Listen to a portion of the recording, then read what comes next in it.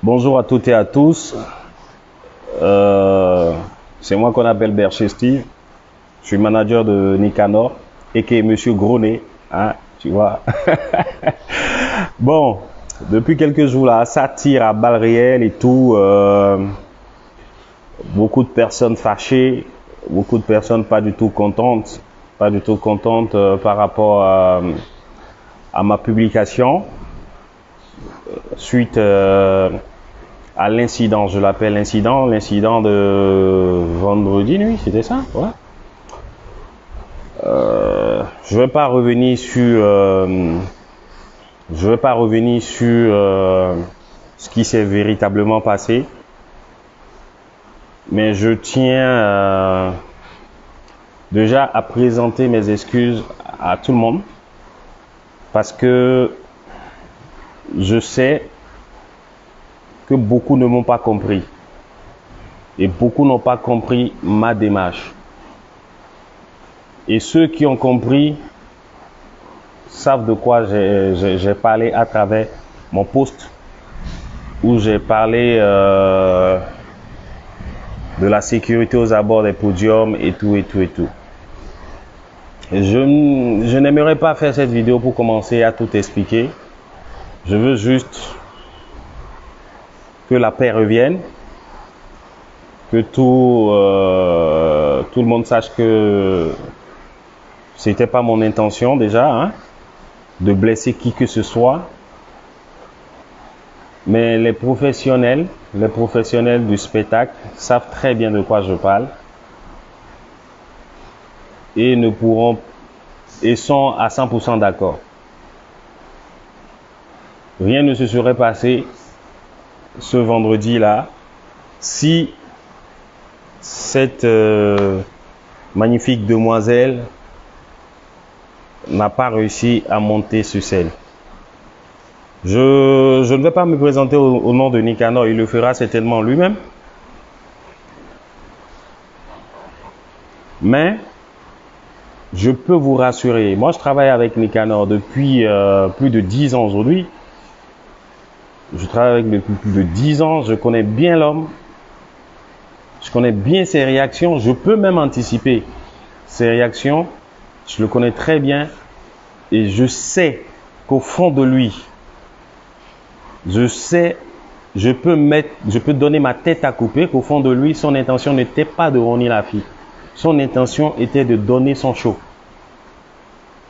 Je vais vous faire une petite confidence. Vous savez, le show de vendredi, moi je l'ai suivi en direct. Il y a Kevin là qui faisait le direct. Et moi je suis tombé là-dessus. C'est comme ça que moi j'ai suivi la scène. J'avoue que moi-même, tout de suite, j'ai pas aimé. J'ai pas aimé la façon dont c'est arrivé. Je vous l'avoue que j'ai pas aimé. Et je l'ai appelé tout de suite après dès qu'il est descendu de scène. Il n'a pas décroché. Après, on a commencé à s'écrire. Il a vu mes messages. Il m'a répondu et il m'a dit qu'il n'avait pas d'autre choix. Qu'il était d'abord surpris, que il ne pouvait pas, il savait pas comment réagir là parce que il avait prévu une scène à ce moment ponctuel de la chanson avec Cécile, mais parce que c'était la partie où le dialogue était en train de venir. Là où ils font les accords là. Et ça, il devait se le chanter face à face. Il ne pouvait pas se permettre de rater la partie, en fait, pour vous dire toute la vérité. Et de l'autre côté, lui, ça ne le dérangeait pas. Mais de l'autre côté, les organisateurs ne pouvaient pas permettre qu'il commence à danser avec des inconnus collés. Enfin, un zouk, tu vois, en ce temps de Covid, ça pouvait leur créer des problèmes. Et lui, sa première intention, c'était d'écarter la personne et de la façon la plus douce possible. Il l'a pris par la main, il a pris la dame par la main et il l'a contourné. C'est pas qu'il a repoussé ou bien quoi, on a vu pire. Hein. C'est pas qu'il a repoussé, mais il a juste esquivé. Et nous sommes tous des humains. Devant des situations données, on ne peut pas tous réagir de la meilleure des façons. On ne peut pas tous réagir de la meilleure des façons. C'est après qu'on se dit, ouais, j'aurais pu. Tu vois un peu ce que je veux dire. Mais c'est pas gentil aussi de lui taper dessus comme ça. On l'a même pas écouté. Ça a commencé à taper dans tous les sens. Et ça fait mal. Parce que lui ne s'attendait pas du tout. Enfin, nous, on ne s'attendait pas du tout à un retour comme ça. Lui, il avait ses raisons.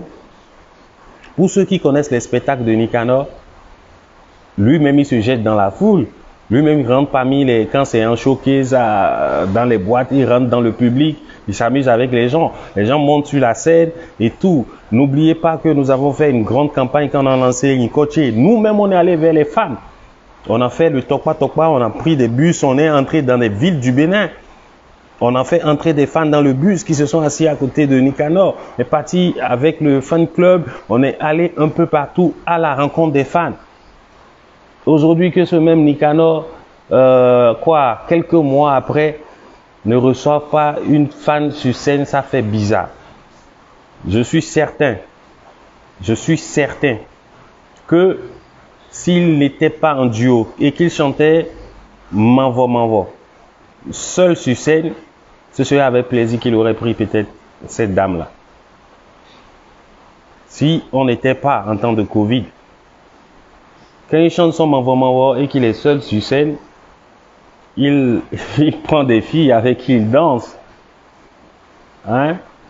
Pour cet incident-là, la façon dont vous lui avez tapé dessus aussi, c'était pas gentil. Et comprenez que c'est un humain, hein?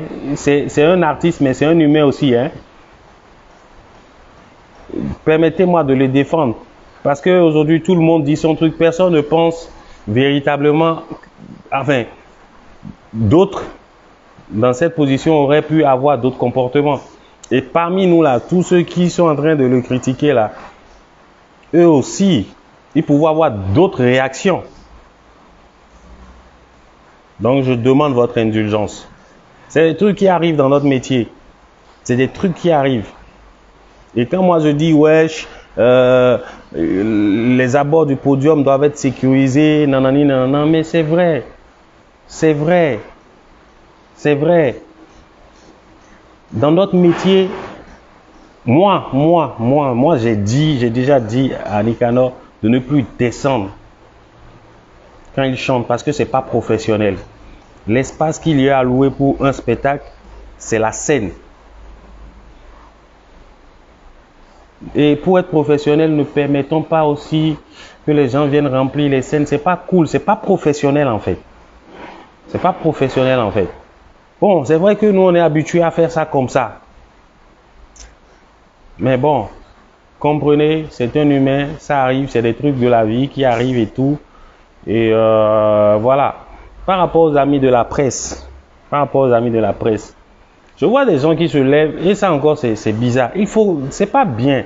Vous critiquez chaque petit détail de ce qu'il dit. C'est pas cool. Moi-même, je fais partie de cette presse. Mais moi, je fais pas partie de la presse qui détruit. Nous avons, eh bien, disons-le, nous avons des gars qui n'ont aucune formation,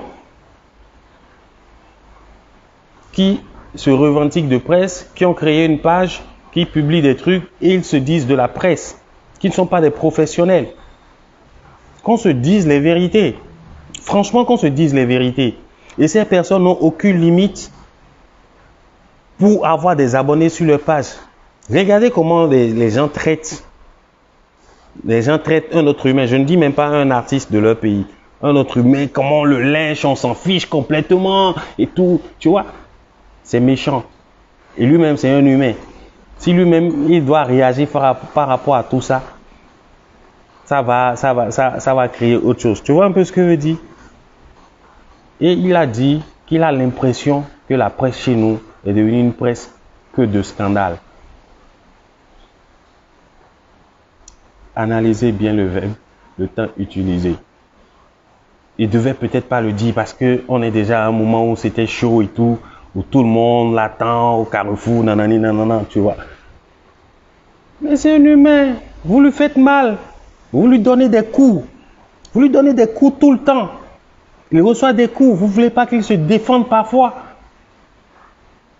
Non, mais quand même. Vous-même, sciencez un peu. Sciençons. Sciençons, si on veut vraiment faire évoluer notre industrie. Sciençons. Combien de fois vous avez déjà vu Nicanor rejeter quelqu'un sur scène? Combien de fois?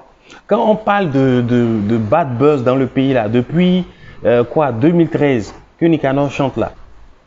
Combien de fois vous avez vu mêler à des bad buzz, à des trucs comme ça? Et en l'espace de 2 semaines là, c'est allé très vite. Là maintenant il fait un petit geste. Et puis c'est interprété.